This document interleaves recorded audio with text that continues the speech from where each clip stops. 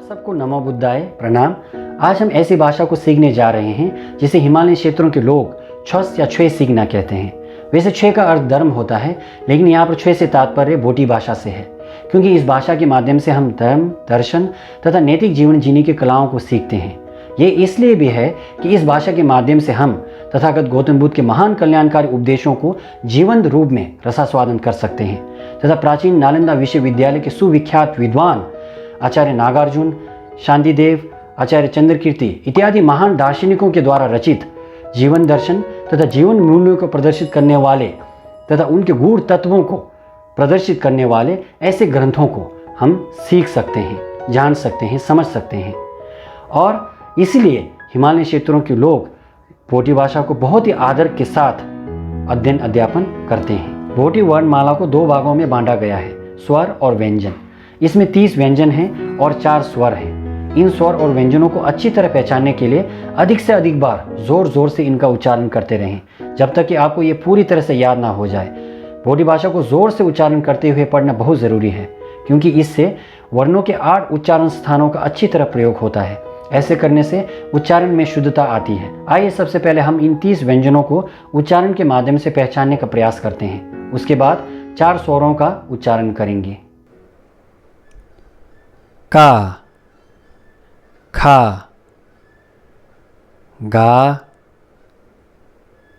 ङा, चा, छा, जा, ञा, ता, था, दा, ना, पा, फा, बा, मा, चा, छा, जा, वा, शा, सा,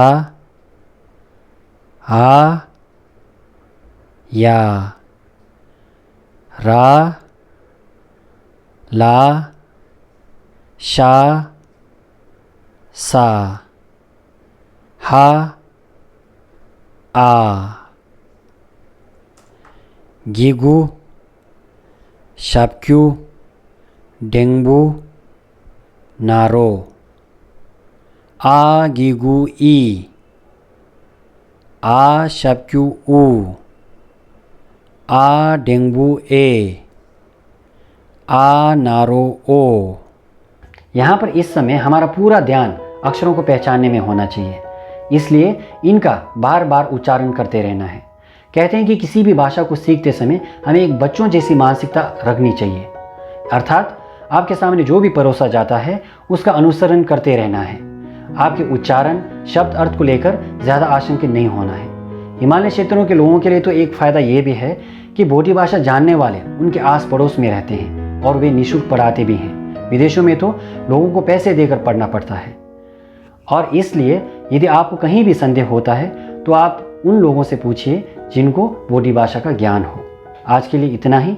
आप सबका बहुत बहुत धन्यवाद।